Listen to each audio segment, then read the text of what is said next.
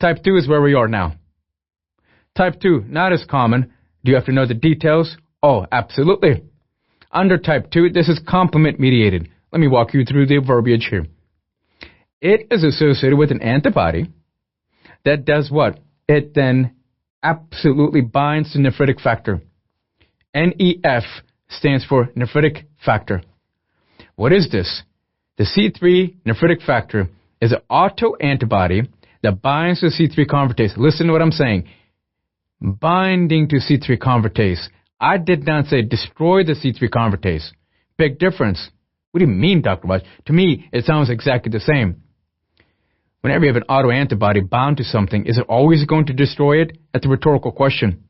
No, it doesn't. So by that, for example, let me give you Graves' disease. Grave, think grave. Change gears. Grave. What are you producing? An autoantibody disease. Tell me about where that thyroid-stimulating immunoglobulin is going to then deposit. Oh, wow. Think it deposits on a TSH receptor. That is correct. And does it destroy the receptor? Not at all. It activates it like crazy. How do I know? Palpitations of the heart, tachycardia, so on and so forth. It's hyperthyroidism. That's my point.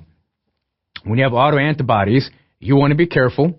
You want to know the disease so well, and along with it, the pathogenesis and the clinical manifestation, you're going to activate that C3 convertase. In other words, it stabilizes it. Nephritic factor, C3, is a C3 convertase. What is C3 convertase? You want to know the detail here. It's a C3b, little b, big B, little b. Clear? That's C3 convertase. So that component is going to be stabilized. Look what it does. It prevents the degradation of your C3 convertase. Tell me about your activity. Sustained activation. Therefore, what happens to your C3 levels? Low. How important is this for type 2 MPGN, understanding by you for its pathogenesis? The most important point. The complement arm is where we are. It is much rarer, but when you do take a look at it, this is what you're paying attention to. Next, well, we have diffuse intermembranous issue, and that'd be DDD, dense deposit disease.